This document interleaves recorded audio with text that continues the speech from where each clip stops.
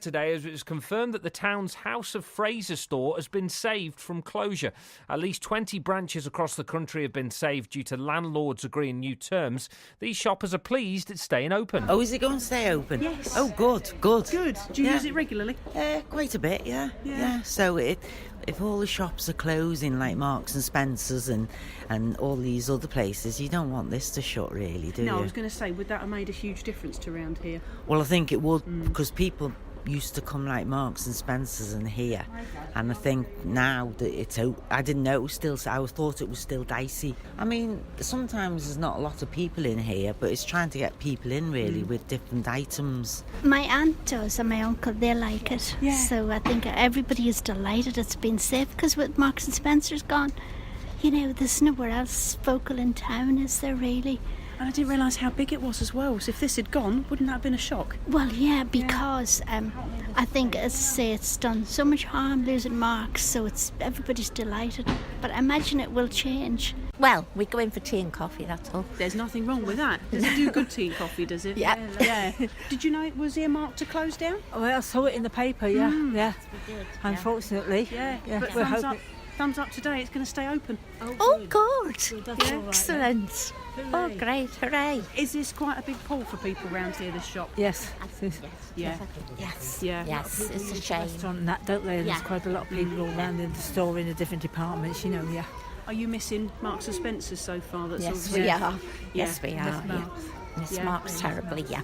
Where do you go then when obviously shops like this, if they do disappear, where would you head off to next? Is Liverpool easy for you? Or? Liverpool, yeah. Yeah. Liverpool's the nearest, yeah. And we can now hear from the head of Birkenhead Bid and Wirral Chamber of Commerce. It's Gemma Nichols. She met our reporter Claire Minter outside the store. Tremendous news today for us. We've found out today that House of Fraser is staying. It's huge. If anyone's not seen it in Birkenhead, it is a massive department store, isn't it? Oh, absolutely. It's one of the biggest iconic buildings that we've got in Birkenhead, and people from days of old will always remember it as BT's. I certainly still refer to it as BT's, but no, very much House of Fraser. It's a fantastic store for us to have in the area, and, you know, it's a real key footfall driver for us as well. What would have happened if this had gone? Because, as I said, I didn't realise how big it was. I mean, there's plenty of people looking around in there at the minute. There must be quite a few staff in there as well. What would this have meant to Birkenhead had it gone?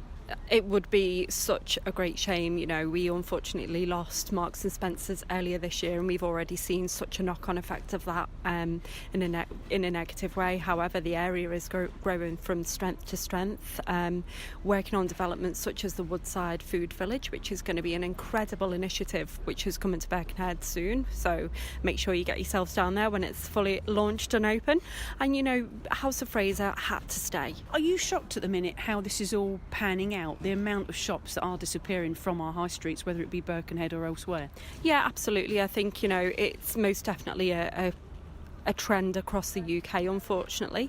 We know that habits have changed slightly in terms of retail, but the high street is where it's all about. You know, I can remember being a small girl and coming down to the town centre of a weekend with my nan and, you know, having the most fantastic day out, and that's what we want to bring back to Birkenhead. Take us through what is planned again, because I know the market's going to get a bit of a reshuffle, isn't it? It is, yeah. So plans are in process for that at the moment. We're working closely with the Wirral Growth Company in terms of the larger redevelopment, but we're working on initiatives ourselves to try and rejuvenate the high street. So we have got Small Business Saturday on the 26th of October coming to Birkenhead. So make sure you come down here, look out for the bus. And that's really a platform for us to showcase what is available in Birkenhead, whether it be a retail opportunity or a corporate entity that wants to come and do business in Birkenhead. The key message for us is that we are open for business. You know, we don't want businesses to be going elsewhere. We want them to come back to our high street because we're proud of it.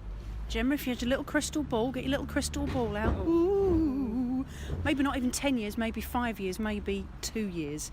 How do you see Birkenhead changing for the better? If I had a wish list, it'd be very long at the moment. However, I would love to see this hustling and bustling high street again. You know, we want to make Birkenhead a destination that people want to come to, that people feel proud to be part of. Community is a huge part of that. So, you know, please don't forget that we're here. Please come, you know, support local businesses, support your local community. That's what I would say. Claire Minter reporting from Birkenhead.